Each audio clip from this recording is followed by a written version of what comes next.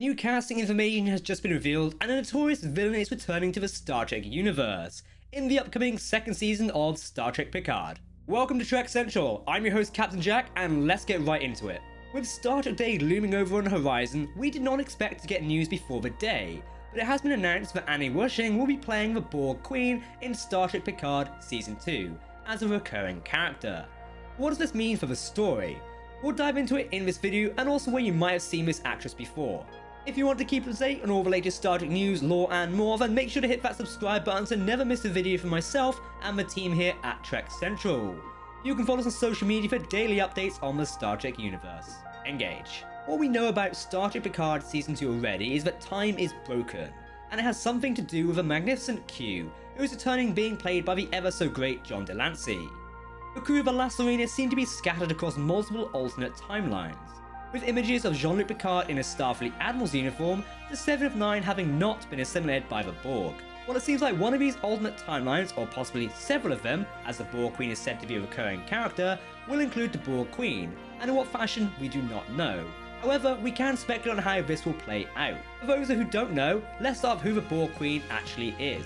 The Borg Queen was first introduced in the Star Trek movie First Contact, played by Alice Krige, and was the main antagonist of that movie, as the mind behind the Borg Collective as a whole, and the one who wanted to stop Earth from having first contact with the Vulcans.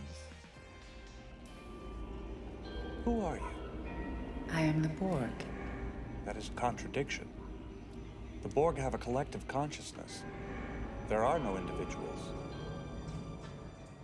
This, however, was unsuccessful and the Borg Queen was defeated.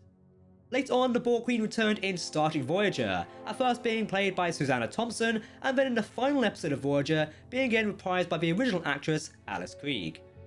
The Borg Queen very much has a connection to Jean-Luc Picard, as she was there when Picard was assimilated into the drone known as Locutus. Picard viewed this as the Borg Queen wanting an equal and not just another drone. But when she reappeared in Star Trek First Contact, Picard was surprised as the cube she was previously on was destroyed. However, she was chastised as thinking in such three-dimensional terms. So it seems that the Borg Queen can survive death, and presumably they just transferred their consciousness into another vessel in the Borg Collective. We also do learn that Borg cubes had something referred to as the Queen Cell, which contained a spatial trajector, a piece of Delta Quadrant technology which allowed someone to be transported up to 40,000 light years away, which is another way the Queen might have been able to survive the destruction of her vessel, and how she can appear on other Borg cubes in good time. But what does the reprisal of a Borg Queen mean for Star Trek Picard Season 2? Well, we know that the new showrunner, Terry Matalas, has worked on Trek before, and the most interesting part of this is that he co-wrote a Star Trek comic about Picard and the Borg Queen. The comic was a 4-part series from IDW Publishing called Hive, where the Borg had completely assimilated the galaxy and wiped out all resistance. Resistance was truly futile. However, Locutus did not see this as perfection the Borg did strive towards, and orchestrated a plan to change the past and stop the Borg from being successful, by sending back and assimilated data into the past to stop the Federation from being wiped out. I also have to say, the Borg Queen design in that comic is wild, and I do not want to see such a design in Picard. There are multiple Borg Queen designs, from unused concept art to the Borg Queen in Star Trek Online, so hopefully they do something cool and interesting for a design in Season 2. We do know that Brent Spiner is returning for Season 2 of Star Trek Picard, but I personally do not hope he is playing another Data, since his send-off in Season 1 was a highlight of that season. We could see that Terry Matalas will adapt this concept into the series arc, which was put forward in the first trailer of Star Trek Picard, but time is broken, and it has something to do with Q and alternate timelines. Talking about Q for a moment, we could also see more story with the Q's perspective on the Borg. It was Q who first introduced the crew of the USS Enterprise D to the Borg, and introduced them as something they had never faced before. We'll just have to see how ready you are. Q!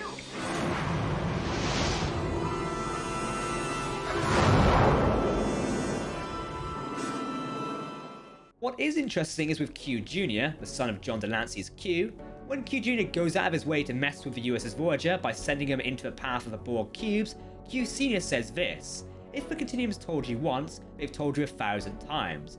Don't provoke the Borg." Which is very interesting, and we're going to check a clip here.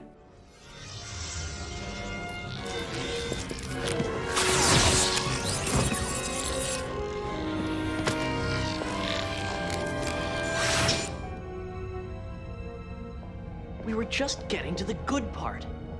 If the Continuum's told you once, they've told you 1,000 times. Don't provoke the Borg!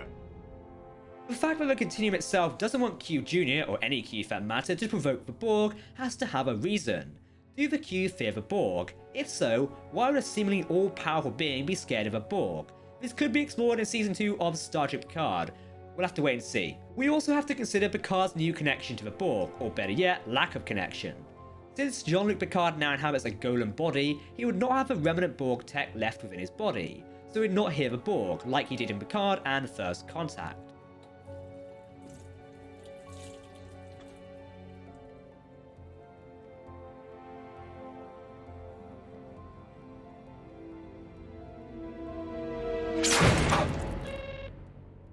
This could provide some interesting discussions about Picard in his new golem body. I know some fans still don't like to think of Picard as the Picard we grew up with, since he does have a different body, but a person is just the sum of their experiences. When those experiences leave physical scars, like being assimilated, how does that change who you are, especially when that connection has been lost? Now, before we round this off, let's talk about the actress, Annie Wersching. She has actually been in Trek before, in the Enterprise episode Oasis, where the late Rene Alberoni's character, Ezral, and his daughter Liana, who is played by Annie Wersching, crashed on the planet and made a holographic crew for themselves to keep them company. Took time. You could touch them. They could make you laugh. Surprise you. They were holograms. They were our friends, our family, for over 20 years. They're the only people I've ever known. She does look quite similar to Susanna Thompson, who played the Borg Queen in early Star Trek Voyager episodes, so she could just be a Borg Queen after the death of Alice Krieg's Borg Queen at the end of Voyager.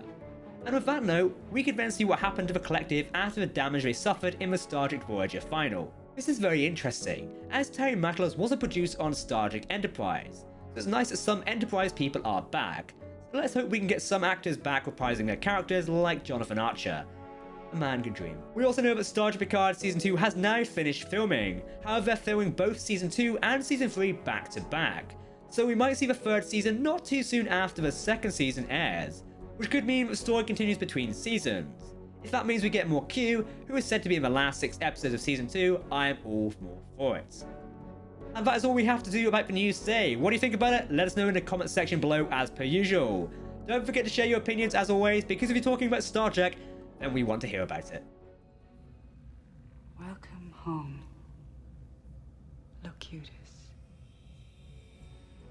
Star Trek Day, which is where we'll be getting all the latest Star Trek news, is on September 8th, so we've got that to look forward to. You can follow us on social media to keep up to date on any announcements from Star Trek Picard and the entire Star Trek universe. As usual, if you want to keep up to date on all the latest Star Trek news, lore and more, then make sure to hit that subscribe button to never miss a video from myself and the team here at Trek Central. You can follow us on social media, visit our website, or join our community Discord server. For now, I've been Captain Jack, thanks for watching, live long and prosper my friends, and I'll see you next time. Goodbye.